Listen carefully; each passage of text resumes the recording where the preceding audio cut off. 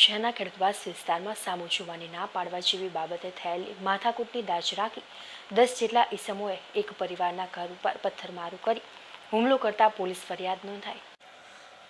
પ્રાપ્ત થતી માહિતી અનુસાર ભાવનગર શહેરના ખેડૂતવાસ વિસ્તારમાં રહેતા રવિભાઈ હરેશભાઈ મેરે કુકારોડ પોલીસ મથકમાં એવા મતલબની ફરિયાદ નોંધાવી હતી કે થોડા દિવસો પહેલા તેમના કાકાના દીકરી નેહલબેનની સામે નવલ નામનો ઈસમ જોતો હોય તે બાબતે તેને ઠપકો આપ્યો હતો। ત્યારબાદ તે બાબતે સમાધાન પણ થઈ ગયું હતું, પરંતુ આજે નવલનું ઉપરાણું લઈને 10 જેટલા ઈસમો આજે ફરિયાદીને તેના ઘર પર આવ્યા હતા। ત્યાં બોલાચાલી કરી માથાકૂટ કરી ઘર પર ઈંટો અને પથ્થરોના છૂટા ઘા કરી તેમના પરિવારના સભ્યોને ઈજાઓ પહોંચાડી હતી તેમજ ઘાતકી હથિયારો લઈ મારી નાખવાની ધમકી આપી હતી, જેને લઈને કુકારોડ પોલીસ મથકમાં પોલીસ ફરિયાદ નોંધાતા પોલીસે ફરિયાદ નોંધી વધુ તપાસ હાથ ધરી હતી।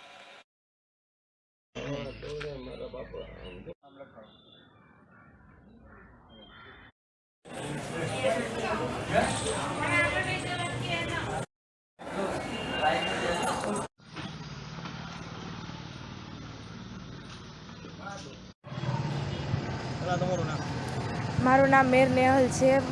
મારા પપ્પાનું નામ મુકેશભાઈ છે। અમે ભાલમાંથી આવતા હતા ત્યારે રસ્તામાં એક ભાઈએ અમારી સામું જોયું તો અમે તો એને કાંઈ કીધું નહોતું, ખાલી મારા હસબન્ડે એની સામું જોયું તો એણે અમને ગાળ આપી। એનું નામ નવલ કરીને છે।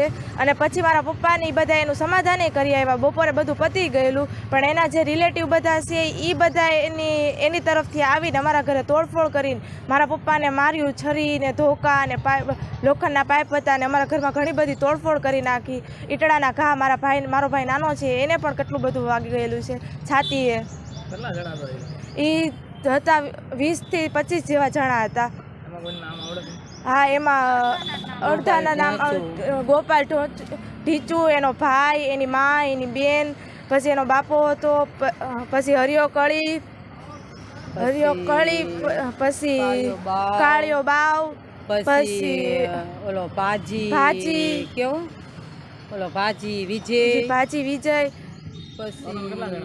ગોપાલના માસીના છોકરા ટોટલ 20 થી 25 હતા। એમાંથી તો અડધાને તો ઓળખતા પણ નથી।